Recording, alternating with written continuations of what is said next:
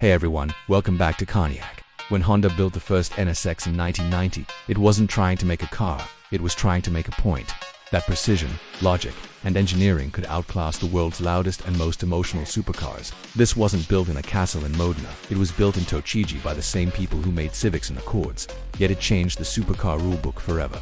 In the late 1980s, Ferrari was selling temperamental, beautiful exotics that required saint-level patience. Porsche 911s still wanted to kill you mid-corner. Then Honda showed up saying, what if we gave you Ferrari performance, Formula One grade technology, and the reliability of an Accord? That idea birthed the Honda NSX, short for New Sports Experimental. Its DNA came straight from racing. Honda's Formula One program was dominating the track, powered by a 14,000 RPM V12 that humiliated Ferrari and McLaren. So Honda's engineers thought, let's apply the same tech to the road. They designed the world's first all-aluminium monocoque chassis in a production car. Every major panel, the chassis, the suspension control arms, and even subframes were aluminium. That meant the whole shell weighed around 200 kilograms less than steel, yet was 50% stiffer than a Ferrari 328 or a 348 of the same era. Honda even used Japan's Cray 2 supercomputer, the fastest on Earth in 1989, to digitally model torsional rigidity. Then they handed the prototype to Formula One legend Ayrton Senna, who told them, it feels fragile. So what did they do? They built a testing facility 2 kilometers from the Nürburgring so that they can welded reinforcements after every run until Senna was happy. Further fine-tuning of the car was done by renowned racing driver Satoru Nakajima with extensive testing done at the Suzuka circuit. Under the engine cover you've got a 3.0-liter C30 AV6, mid-mounted and rev-happy, producing 270 bhp and 285 Newton-meters of torque. It wasn't turbocharged, it didn't need to be. Honda used revs as its supercharger. It had VTEC, variable valve timing and lift electronic control, allowing 2 camshaft profiles. Below 5,800 RPM it ran mild cam lobes for economy and torque, and above that, a solenoid switched to aggressive high-lift cams. And suddenly the intake roared like an F1 car at 8,000 RPM. The NSX had the lowest polar moment of inertia of any road car in its time. The steering rack was unassisted because the car was so light it didn't need power steering. Its suspension geometry gave consistent camber through travel, reducing bump steer. The aluminium double wishbone layout front and rear was pure race car architecture adapted for the street. It even had bespoke Yokohama tires, co-developed in 6,000 prototypes to achieve perfect grip balance front to rear. 0 to 60 miles per hour came in 5.2 seconds and top speed was 168 miles per hour. More importantly, it could lap circuits faster than contemporary Ferraris and Lotuses while being easier to drive every day. Honda had built a supercar that didn't leak, didn't overheat, and didn't require an exorcism to start on Monday morning. But that perfection came with a curse. The NSX was too rational. Buyers who wanted theater and flames bought Ferraris. The NSX sold just over 18,000 units globally in 15 years. Yet its influence was seismic. Even Gordon Murray, the man behind the McLaren F1, admitted, the NSX gave me the benchmark for quality and usability I wanted in the F1.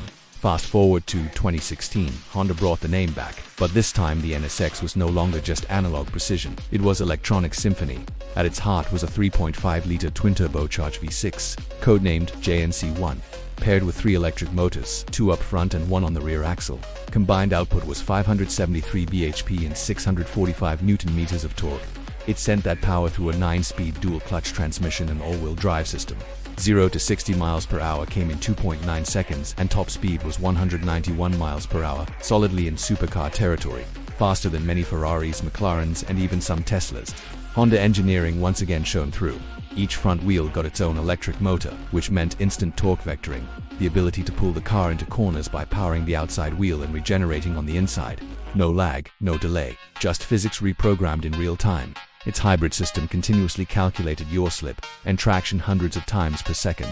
The car felt balanced, agile, and impossibly planted, even when accelerating out of wet bends. Brakes were brake-by-wire, using electro-hydraulic actuators that blended regenerative and friction braking seamlessly. Steering was electrically assisted but tuned with millimetric precision for feedback. Aerodynamics featured an active underbody that channeled air for cooling and downforce without massive wings. And reliability was still Honda. No expensive rebuilds, no exotic failures. Just an everyday supercar that started every morning. Yet once again, sales never matched its brilliance. Maybe because people didn't understand it. It was a car for engineers, not show-offs, but the NSX story isn't over.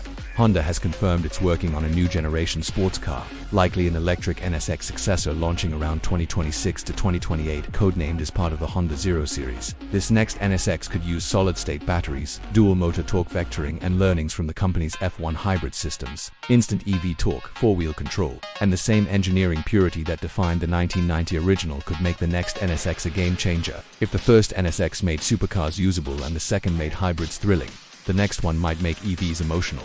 That's the NSX legacy, constant reinvention through engineering logic. Honda's formula has never really changed. Take cutting-edge tech, strip away the gimmicks and focus on what makes a car feel alive. The NSX wasn't just Japan's first supercar, it was proof that discipline can beat drama, that a company known for civics could teach Italy how to dance. From Senna's fingerprints on the steering wheel to torque vectoring algorithms whispering through electrons, the NSX has always been ahead of its time. And as Honda gears up for its next evolution, electric, intelligent, and maybe even self-learning, the NSX remains what it's always been, the thinking person's supercar. If you love cars that aren't just fast but intelligently fast, hit like, subscribe, and check out the next-gen cars and future tech playlist. This has been Carniac. Catch you in the next one.